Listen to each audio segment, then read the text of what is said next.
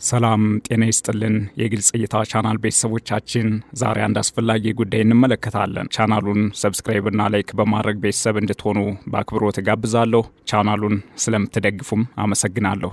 ጥንታዊ የታሪክ መሰረትና ውስብስብ የፖለቲካ ቅርጽ ያላት ኢራን በቅርብ ሳምንታት በሹማምንቷ በኩል የሚወጡ መግለጫዎች አንድ ወጥ በሆነ መንገድ አንድነት የሚለውን ቃል ደጋግመው እያስተጋቡ ይገኛል።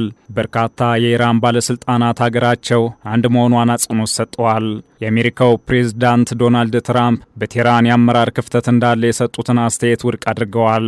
ከከፍተኛው ሃይማኖታዊ መሪ አያቶላ ሙጅተባ ኻሜኒ ጀምሮ እስከ ፕሬዝዳንት መሱድ ፔዜሽኪያን ድረስ ሁሉም ባለስልጣናት በሚባል ደረጃ አገሪቱ ከመቼውም ጊዜ በላይ በአንድ ልብ መቆሟን አጽንኦት እየሰጡ ነው።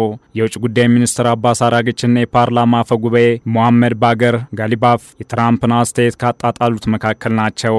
ይህ አንድነት የሚሰብከው የባለስልጣናት መልእክት የጥንካሬ መገለጫ ነው ወይስ ከውስጥና ከውጭ እየተሰነዘሩ ያሉ የመሪዎቹን መለየት የሚገልጹ መረጃዎች ውጤት የሚለውን በዓለም አቀፍ ትንታኔ ዘገባችን እንመለከተዋለን። የኢራን ባለስልጣናት ስለ አንድነት ሲናገሩ አይናቸው ያለው ወደ ውጭ ዓለም ነው።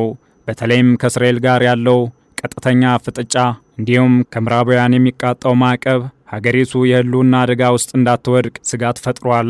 ባለስልጣናቱ አንድነትን እንደ ስነልቦናዊ ጋሻ ይቆጥሩታል። ጠላቶቻችን በውስጣችን ክፍተት ካገኙ ይገቡብናል የሚል ስጋትም አላቸው። ለዓለም አቀፉ ማህበረሰብ ኢራን የተከፋፈለች አይደለችም የሚል መልእክት ማስተላለፍንም ይፈልጋሉ።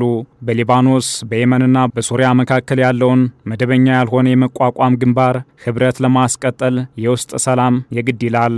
ከቅርብ ዓመታት ወዲህ በኢራን የታዩት ተቃውሞዎችና የኢኮኖሚ ቀውሶች በመንግስትና በህዝቡ መካከል የተወሰነ የቅሬታ ድባብ ፈጥረዋል። ፕሬዝዳንት መሱድ ፔዜሽኪያን የብሔራዊ እርቅና የጋራ መግባባት አጀንዳ ይዘው ነው የመጡት። ባለስልጣናቱ አሁን የሚያስተጋቡት አንድነት የተለያየ የፖለቲካ አመለካከት ያላቸውን ወገኖች ለማቀራረብ የሚደረግ ጥረት አካልም ነው።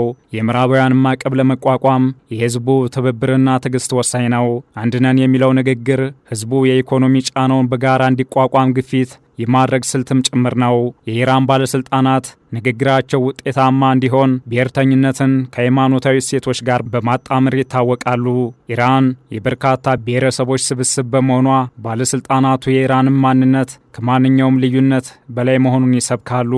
ይህ የአንድነትን መንፈስ በህዝቡ ዘንድ ለማስረጽ ያገለግላል። በርካታ የኢራን ባለስልጣናት ሀገራቸው አንድ መሆኗን አጽንኦት ሰጥተዋል። ፕሬዝዳንት ዶናልድ ትራምፕ በኢራን ውስጥ የአመራር ክፍተት እንዳለ የሚያቀርቡትንም ክስ ውድቅ አድርገዋል። የኢራኑ ፕሬዝዳንት መሱድ ፔዜሽኪያን፣ የውጭ ጉዳይ ሚኒስትር አባስ አራግቺና የፓርላማ አፈ ጉባኤ ሞሐመድ ባጋር ጋሊባፍ የትራምፕን ተከፋፍለዋል የሚለውን አስተያየት ያጣጣሉ የበላይ ሹማምንት ናቸው። ሁላችንም ኢራናዊና አብዮታዊ ነን የባለስልጣናቱ አስተያየት ሆኗል። ኢራን የመለየት ምድር አይደለችም፣ የአንድነት ምሽግ ናት የሚሉ አስተያየቶችም ከሌሎች ባለስልጣናት እየተስተጋባ ነው። በዚህ ጊዜ በፋርስ ምድር ከምንም በላይ አንድ ነፍስ አንድ ሀገር የሚሉ ድምጾች እየበረከቱ ነው።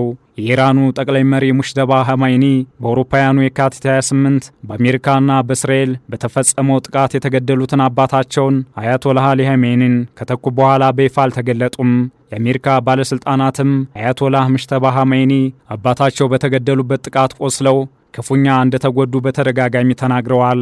ዘኒውዮርክ ታይምስ ሐሙስ ዕለት ማንነታቸውን መግለጽ ያልፈለጉ የኢራን ባለስልጣናትን በመጥቀስ ሙጅተባ ኻሜኒ ከባድ ጉዳት እንደደረሰባቸው ገልጸዋል። ያም ቢሆን ግን አእምሯቸው የተሳለ ሰይፍ እንደሆነ ዘግበዋል። ትራምፕና ሌሎችም ባለፈው ሳምንት በኢራን መሪዎች መካከል ከፍተኛ አለመግባባቶች እንዳሉ በተደጋጋሚ ተናግረዋል። ትራምፕ ኢራናውያን መሪያቸው ማን እንደሆነ ለማወቅ በጣም የተቸገሩ ስለመሆናቸው ተናግረዋል።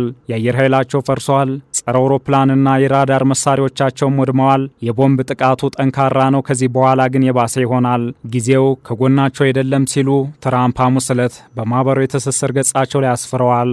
ስምምነቱ የሚካሄደው ለአሜሪካ ለአጋሮቻችንና እንዲያውም ለተቀረው የዓለም ክፍል ተስማሚና ጠቃሚ ሲሆን ብቻ ነው የትራምፕ ሐሳብ ነው። የተኩስ አቁም ስምምነት አሁንም ደካማ ነው። ሐሙስ ዕለት በቴህራን ላይ የአየር ጥቃት እንደተሰነዘረ መረጃዎች አሉ። ነገር ግን በአገሪቱ ላይ ጥቃት ስለመፈጸሙ በይፋ የተረጋገጠ ነገር የለም። በባህረ ሰላጤው ውስጥ ባለው እርግጠኛ ለመሆንና ድርብርብ የነዳጅ ጫኝ መርከብ እገዳ ምክንያት የነዳጅ ዋጋ እንደገና እየናረ ነው። እስራኤልም ጦርነቱን እንደገና ለመቀላቀል ዝግጁ ትመስላለች። የመከላከያ ሚኒስትሩ እስራኤል ካትዝ ሐሙስ ዕለት እንዳሉት ሀገራቸው ኢራንን ወደ ጨለማ ዘመን ለመመለስ ከትራምፕ የሚመጣውን ውሳኔ እየጠበቀች ነው። እስራኤል በኢራን ላይ የሚኖር ዳግም ጦርነትን ለመጀመርም ተዘጋጅታለች። የእስራኤል ጦር ለማጥቃትና ለመከላከል ዝግጁ ነው፣ ኢላማዎችም ተለይተዋል ሲሉ ካትስ ገልጸዋል። በተለይም ትራምፕ በኢራን ላለው ቀውስ ባለስልጣናቱን ተጠያቂ ለማድረግ ሞክረዋል። እንዲህ ያለው የትራምፕ ስልት ዓለም አቀፍ ጫናዎችን ለማቅለል ያለመ ነው። ያም ቢሆን ግን የጦር ሜዳውና ዲፕሎማሲው ሙሉ በሙሉ የተቀናጀ ግንባሮች መሆናቸውን በግልጽ እየታየ ነው። አሁን ኢራናውያን ከመቼውም ጊዜ በበለጠ አንድ ሆነዋል። ይሁን እንጂ ይህ የባለስልጣናቱ ከመቼውም ጊዜ በላይ አንድነትን የመስበክ እንቅስቃሴ እንዲሁ የመጣ አይደለም። በውጭ የሚኖሩ የኢራን ተቃዋሚዎችና በማህበራዊ ሚዲያ የሚንጸባረቁ ድምጾች በመንግስትና በወጣቱ ትውልድ መካከል ሰፊ ልዩነት እንዳለ ይሞግታሉ። ስለዚህም የባለስልጣናቱ የአንድነት ስብከት በተግባር ካልተፈተነ ከፕሮፓጋንዳ ያለፈ ውጤት አይኖረውም። በእርግጥም የፋርስ ምድር በዚህ አስቸጋሪ የጂኦፖለቲካ ማዕበል ውስጥ አንድነቷን ጠብቃ ትቀጥላለች ወይስ ልዩነቶቹ እየሰፉ ይሄዳሉ? ለዚህ ጥያቄ ምላሹ የሚገኘው በባለስልጣናቱ ንግግር ብቻ ሳይሆን መሬት ላይ ባሉ እውነታዎች ይሆናል። ዓለም አቀፍ ትንታኔ ዘገባውን ስናዘጋጅ አልጀዚራ፣ ሮይተርስ እና ዘ ጋርዲያንን በዋቢነት ተጠቅመናል። ቻናሉን ሰብስክራይብ እና ላይክ በማድረግ ቤተሰብ እንድትሆኑ በአክብሮት ጋብዛለሁ። ቻናሉን ስለምትደግፉም አመሰግናለሁ።